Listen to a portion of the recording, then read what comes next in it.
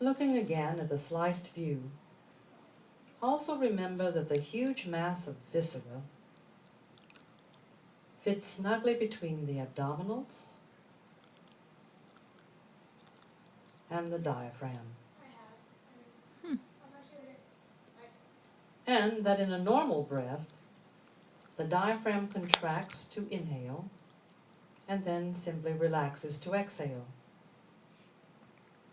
In a breath for singing, however, the diaphragm contracts to inhale as usual, but then as singing begins, the diaphragm remains contracted, and the abdominal muscles contract, pushing the viscera steadily upward against the diaphragm, which only gradually yields, creating a smooth and even pressure against the bottom of the lungs, consequently creating a smooth and even outflow of air.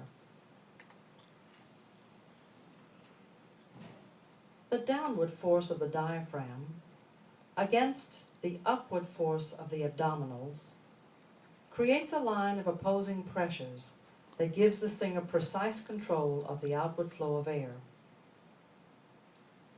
These opposing pressures are felt in everyday activities. Imagine the delicate sensation in your abdomen when blowing a dandelion or a candle, or the powerful sensation when grunting or lifting weights. Blowing a dandelion.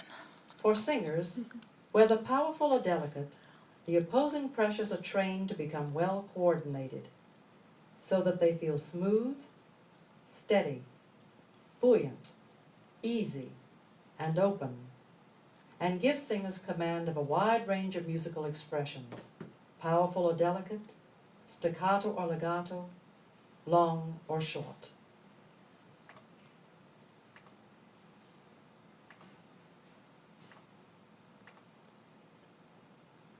To summarize, the lungs, because they are organs and not muscles, cannot move by themselves.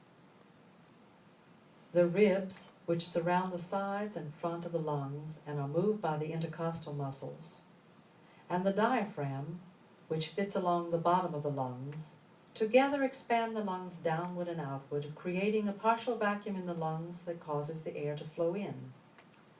Then, in a normal breath, the ribs and diaphragm simply relax, compressing the air in the lungs, causing the air to flow out.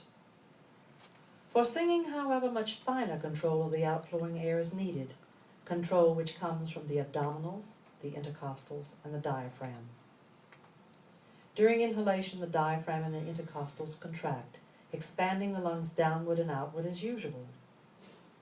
But then the intercostals keep the ribs open, and the abdominals, because they're stabilized at the ribs and the pelvis, contract, pressing inward and upward.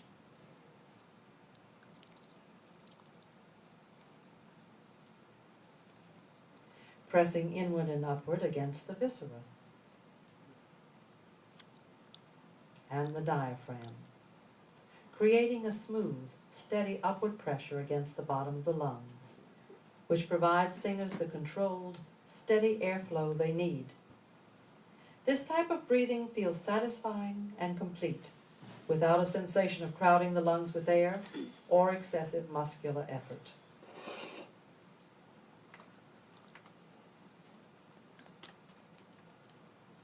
Understanding the function of the lungs and the mechanical process of breathing is only one step in breathing for artistic singing. The larger picture of breathing includes combining the mechanical process with the natural expression of your many emotions to color your performance with what you want until it is rich, fully realized, and compelling to you.